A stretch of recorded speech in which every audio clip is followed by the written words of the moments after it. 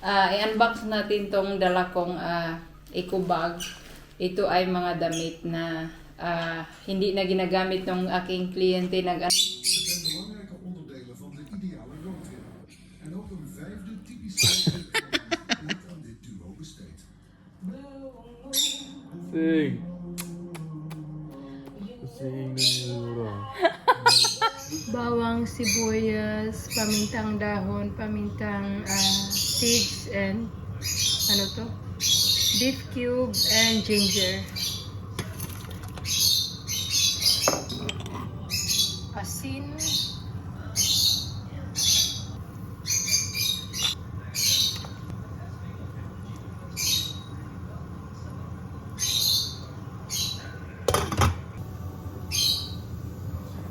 To balance sugar.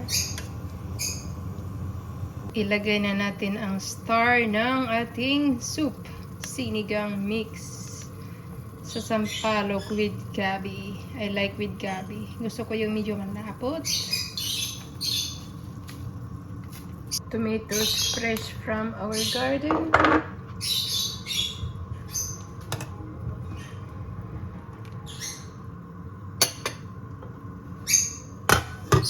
Kuha tayo dito na siling pang sigang.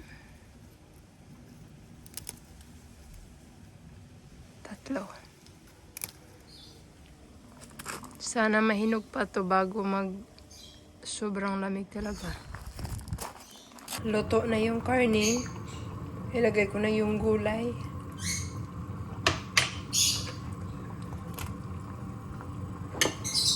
Ito lang yung meron ako. So, ito lang yung gulay ko. Zucchini, konting zucchini, and Baguio beans.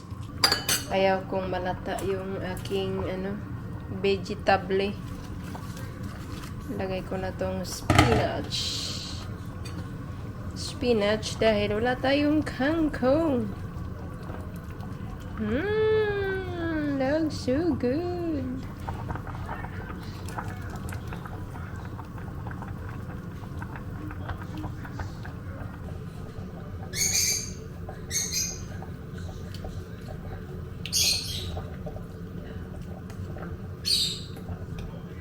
Ba't yung lasa parang hindi sinigang?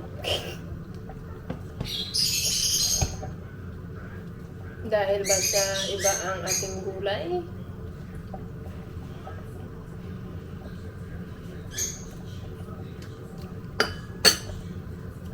Or dahil wala akong panlasa? Dahil may COVID ako? I don't know. Teriyaki beef.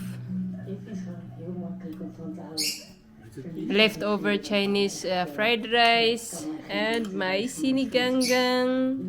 Tapos ito ay fish sauce. His favorite fish sauce. Nee. Vind ik niet lekker. Nee? In Thailand ze gebruiken dat met de pad thai. Jij weet niet. Nee, maar ik eet hier zonder patai en zonder vis. Maar ja, je eet de pad thai in Thailand, toch? Dat is niet te veel. Je doet dat wel vis trouwens, hoor.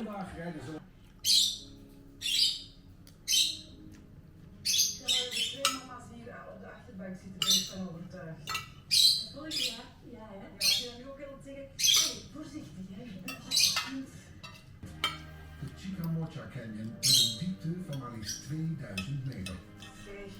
Ja, dat wil ik een beetje. Maar uiteindelijk was dus een week in het ziekenhuis. En toen vanaf die week Is lekker? Een beetje met de saus. Dat is lekker. Ja. Dat is lekker zoet. Ja. Wil je die proberen? Lekker. Wil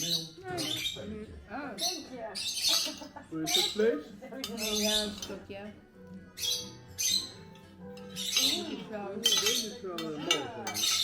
Wil je de dunne of de dikke stuk? Dankjewel.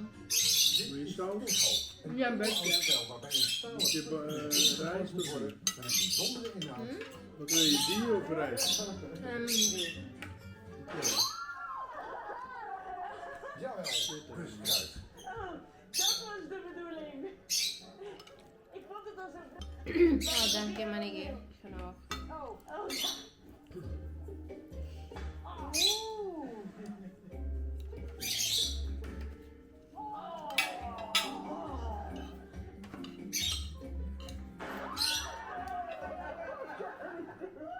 Hoi, andersom. Ja, andersom, precies jij met deze kant.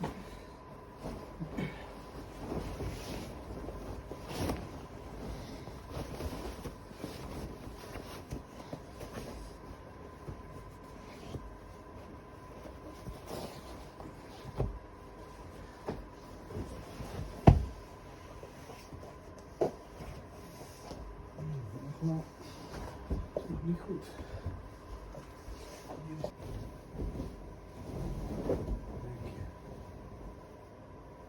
Nee. Nee. Dus, jammer. Ja, kom maar. En hierin doen.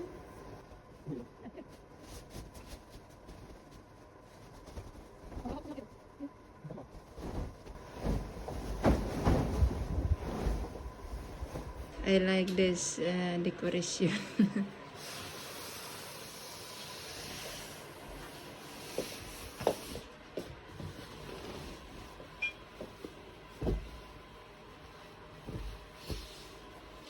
Hello, magandang hapon. Sana ay mabuti kayo.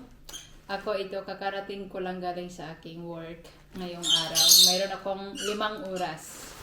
So, i-unbox natin tong 5 oras na work today. I-unbox natin tong dala kong eco bag. Ito ay mga damit na hindi na ginagamit ng aking kliyente. Ano kasi siya, ang tawag nito? Nag-arrange din siya ng mga damit sa kanyang cabinet, and sabi niya hindi na niya to ginagamit and itatapon na sana niya sa basurahan, and sabi niya baka daw tingnan ko daw baka daw may gusto na ako and pwede kong dalhin sa Pilipinas. Pabigay ko daw sa aking kamag-anak. So sabi ko, sige titingnan ko. Sabi niya kapag wala kang magustuhan, itapon mo na sa tapon mo na sa basurahan. So titingnan natin kung mayroon ba tayong madadala pa sa Pilipinas. So, ito. Tara.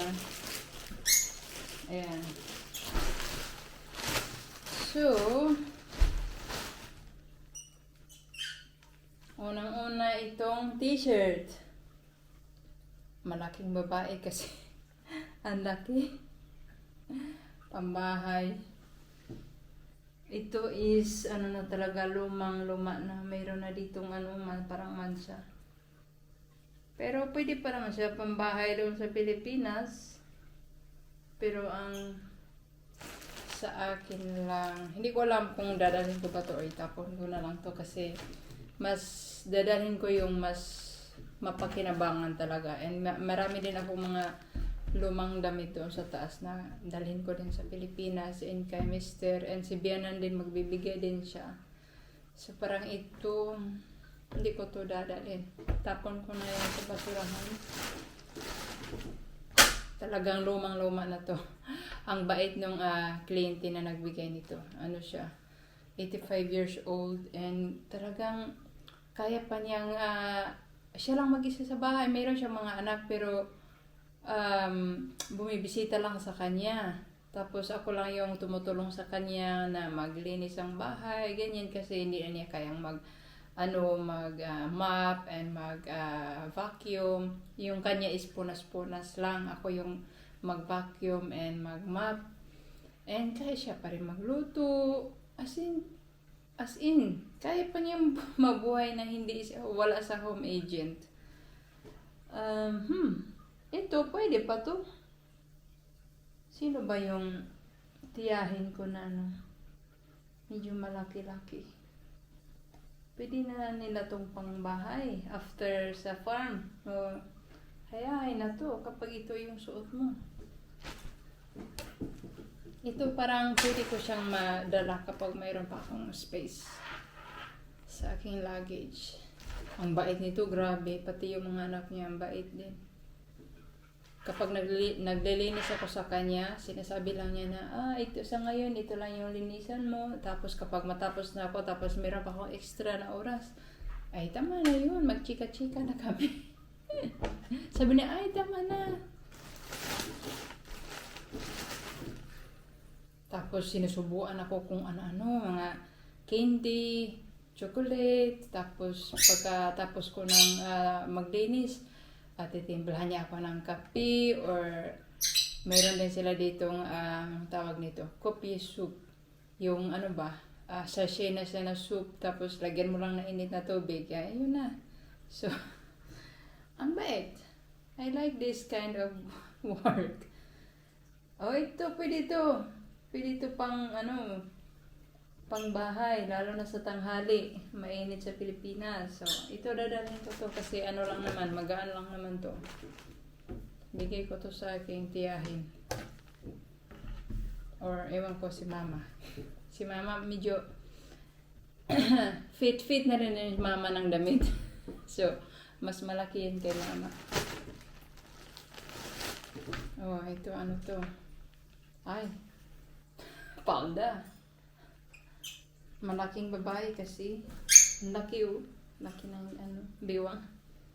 Ayan, pwede na to pang pang simba. Pang simba na to. Sino kaya pwede kong bigyan ito na malalaki? Magtanong pa ako kay mama.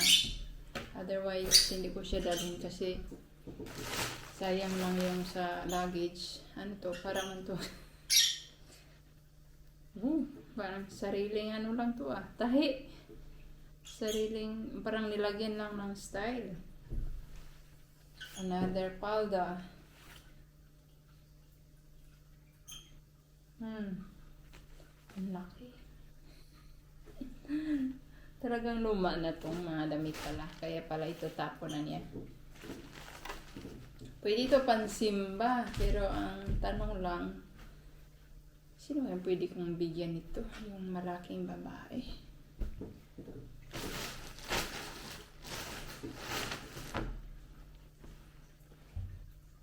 Ito, ano ba ito? Kasya to kay mama. Ito, okay pa to na t-shirt. Bago pa. Bago pa to. Ito, dadalhin ko to.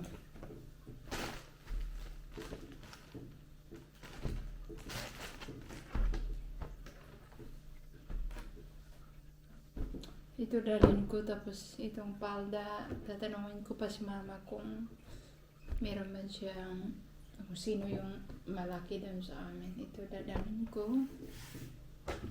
Itong, baka itapon ko na.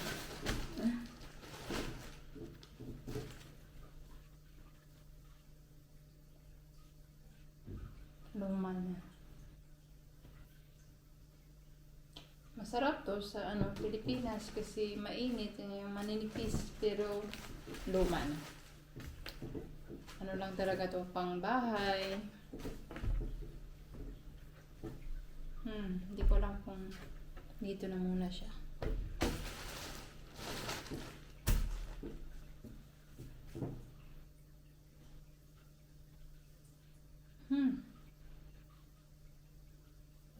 Ang ganda yung kulay niya. T-shirt. Pero luma na siya. Hindi ko alam muna dadalhin ko to. Pag-isipan ko pa muna. Option lang to kapag meron pa akong extra sa aking luggage. Diyan ka na muna.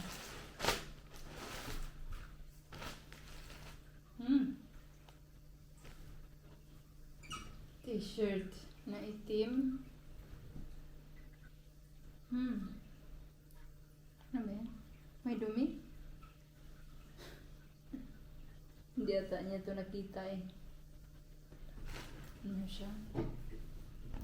Hindi ko alam. May dumi. So, pwede naman labahan, but siguro tapon ko nito.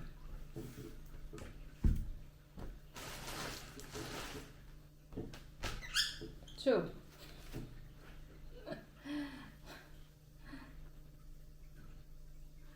what a color.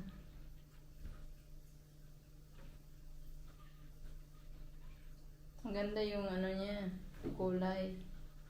Ang ganda rin to para sa ano, tag-init. Pero mayroon siyang mancha. Hindi ko alam kung mancha ba yan or dumi. Laban ko na naman to bago ko dalhin. Hindi ko lang. Siguro kapag may extra ko, dalhin ko siya. Maganda to pag tanghali sa Pilipinas. But for now, yan ka muna. Puh!